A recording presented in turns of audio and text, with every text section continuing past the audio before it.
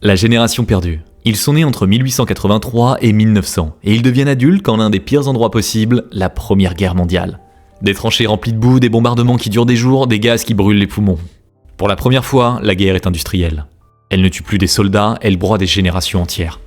Dans certains villages, presque aucun jeune homme ne revient. Des classes scolaires complètes disparaissent. Le pays compte leurs morts comme on compte des stocks.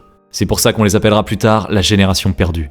Un nom rendu célèbre par Gertrude Stein en parlant à Hemingway. You are all a lost generation.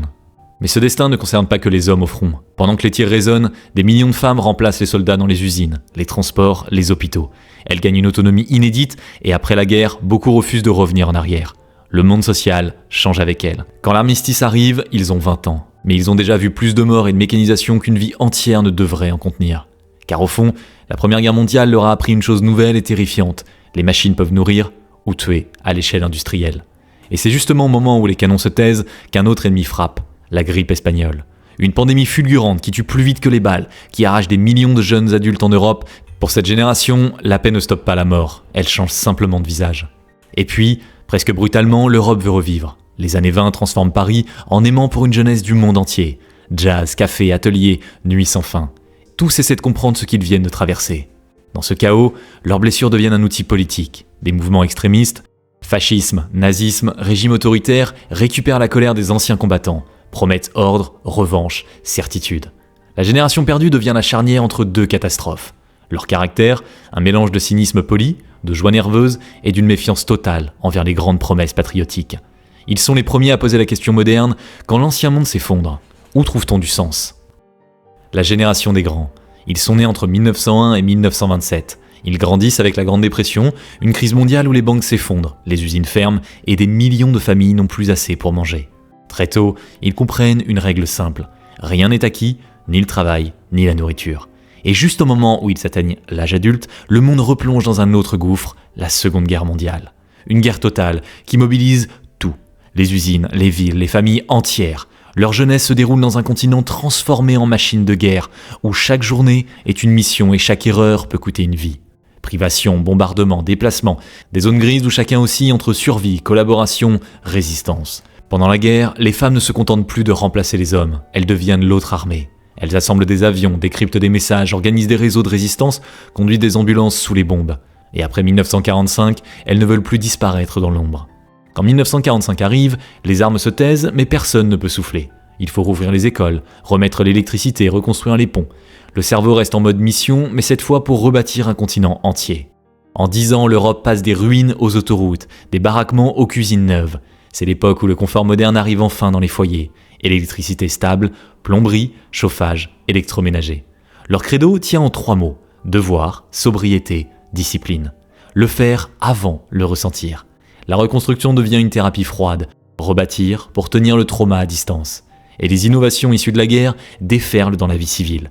Radar, pénicilline, matériaux nouveaux, production en série, ils posent les fondations visibles et invisibles. Retraite, sécurité sociale, école accessible.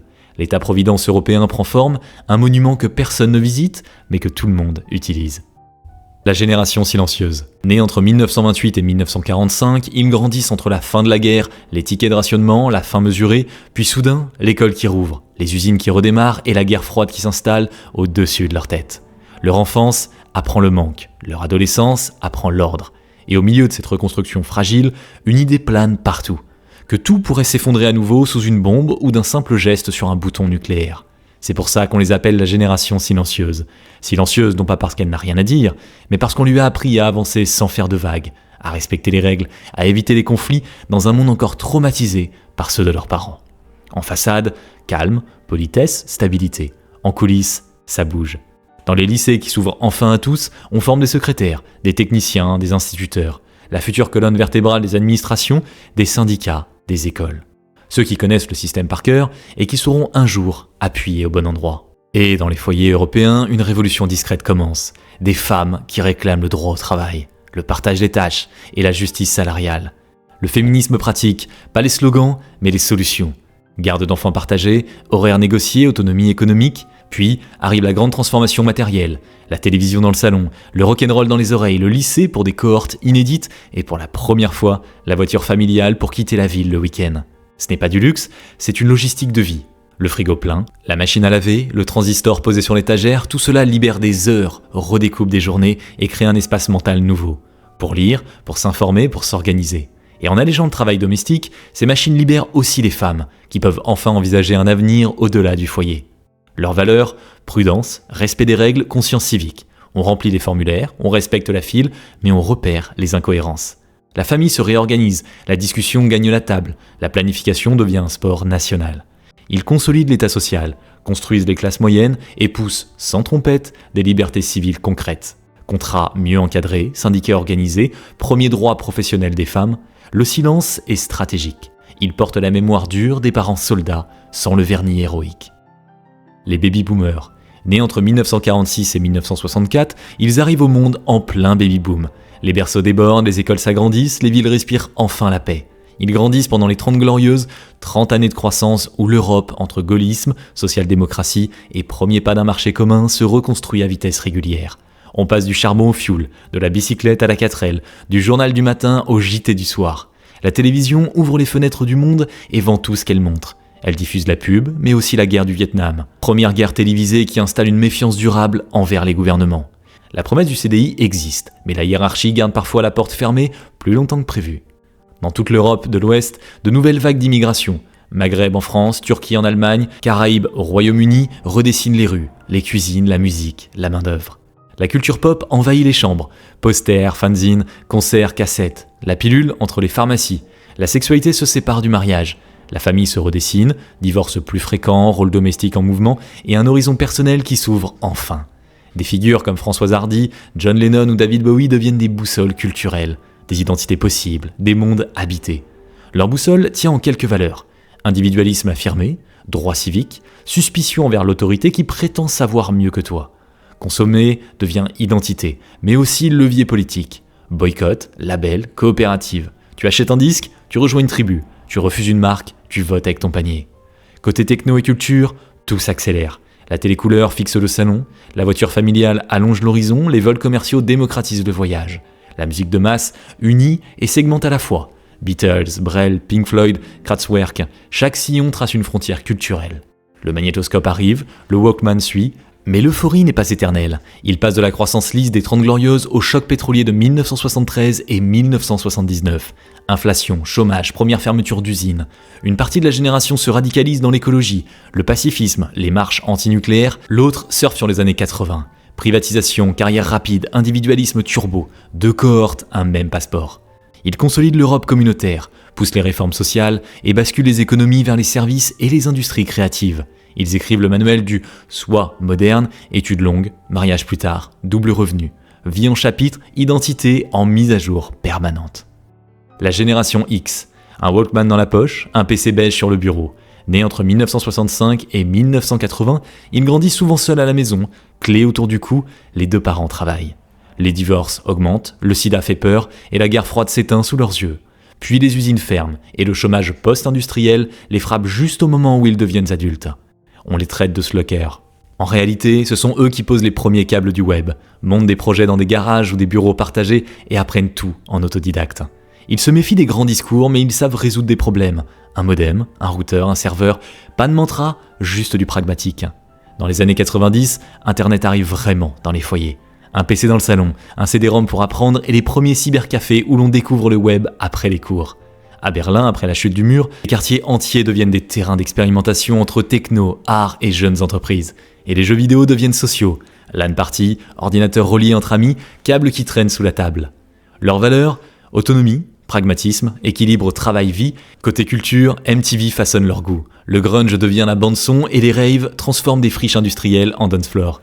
Les premiers portables sont énormes, Internet met 15 secondes à se connecter et l'expression passe des fanzines au premier blog. Influence durable, Internet commercial, culture open source, design UX. C'est la génération de Linus Torvald qui choisit d'ouvrir le code plutôt que de le verrouiller. Sous l'ironie, une vraie résilience. Ils apprennent à coder la sortie de crise, ligne après ligne.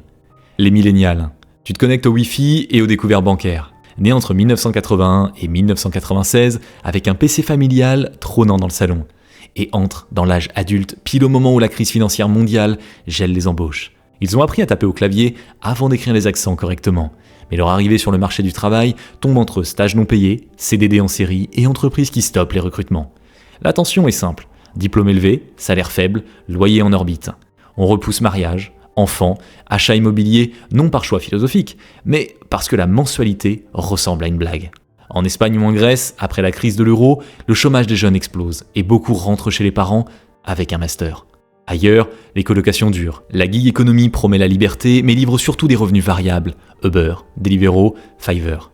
Dans les couloirs, le badge change de titre. Stagiaire, contractuel, freelance, indépendant par défaut. On devient expert en side job, montage vidéo la nuit, codage le week-end. On lance une marque avec 3 stories, un tableur et un logo fait à 2h du matin. Le coworking devient bureau, le crowdfunding devient banque. Leur boussole est claire. Égalité, climat, diversité, transparence, confiance dans la tech quand elle l'aide à s'organiser, méfiance dès que la finance demande un garant fantôme. Ils sont la première génération à vivre avec l'angoisse climatique en fond sonore, et la première pour qui la santé mentale devient un sujet normal.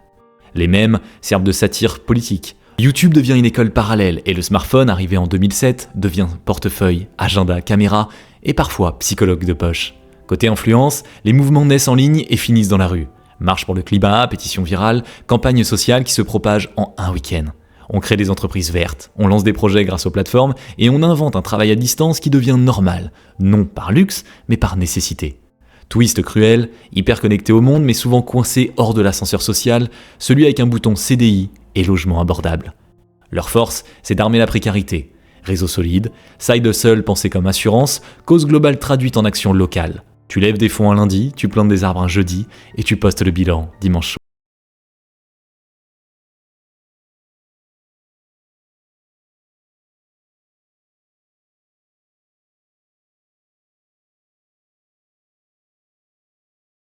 Arrive avant la carte étudiant. L'école a du wifi, les profs partagent des docs, les parents créent des groupes de classe. L'adolescence se vit en direct. Canicule, incendie, élections serrées et surtout confinement qui enferme la vie sociale derrière un écran. Les alertes tombent avant le JT et parfois avant le petit déjeuner. Record d'éducation, oui, mais un prix à payer. Stress, comparaison, isolement. Hyper connectés, mais souvent seuls dans leur chambre.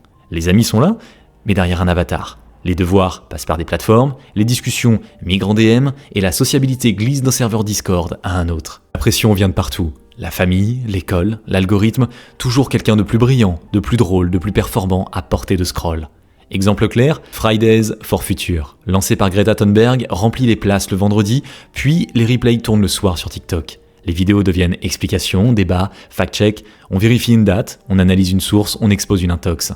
Les mobilisations s'organisent en quelques heures. Un document partagé, un guide minimal, un hashtag, moins de religion, plus de vérification.